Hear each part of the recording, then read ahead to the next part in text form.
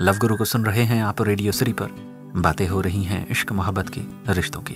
फिलहाल वक्त है इस बातचीत को सुनने का। सर सबसे पहले तो मैं सर इतना बोलना चाह रहा हूँ कि जो आप सर काम कर रहे हैं ये काम मुझे बहुत अच्छा लगता है, क्योंकि बहुत कम लोग हैं सर जो दूसरे के लिए उम्मीद जगाने के लिए अपनी जिंदगी में कुछ करते हैं, वरना अपनी जिंदगी में है सब लोग। Thank you sir. एक छोटी सी आपसे एडवाइस मुझे ये चाहिए थी कि अभी जैसे मैं तो 21 का हूँ, कोई मेरी एज में कोई बंदा सबसे बेस्ट क्या कर सकता है अगर हमारा प्यार ठुकरा दिया जाए इस एज में, किसी भी तरीके से, चाहे कोई बंदा एक्सेप्ट नहीं करता है, तो हम क्या कर सकते हैं बेस्ट उससे डील करने के लिए?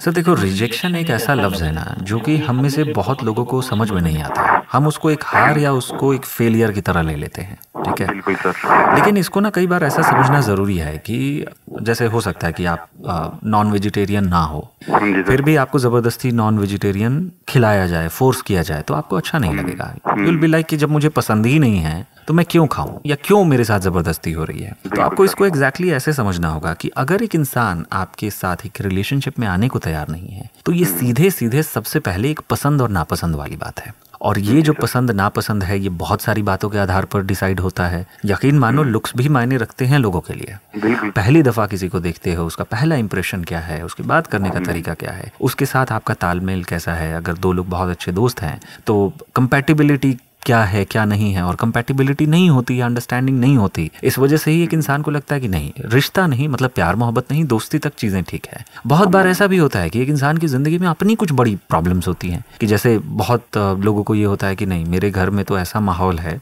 कि अगर शादी की बात करी, लव मैरिज की बात करी तो भाई बहुत बड़ा सीन क्रिएट हो जाएगा।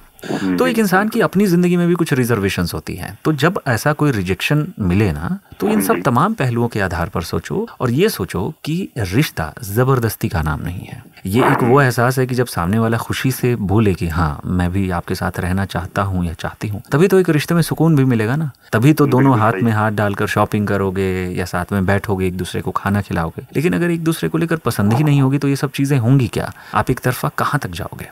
सही चीज है सर, बिल्कुल आपकी बात से मैं एग्री करता हूँ। बस ऐसा ही सर कुछ हुआ है मेरे साथ थोड़ा सा। बस सर, तो इस बात को ख्याल रखना जो मैंने आपको बताया, बस इतनी बात को ध्यान में रखो। बस सर आपका बहुत थैंक्स है सर, आपने मेरा कॉल लिया। Thank you so much sir, आपने बात की। काम करते रहिए सर, फिर आपसे दोबारा कभी मिलूंगा मैं। श्योर मिलेंगे तो नहीं, बात जरूर कर पाएंगे। Thank you so much for talking to me. Bye, good night. Good night sir. Radio City Love Guru.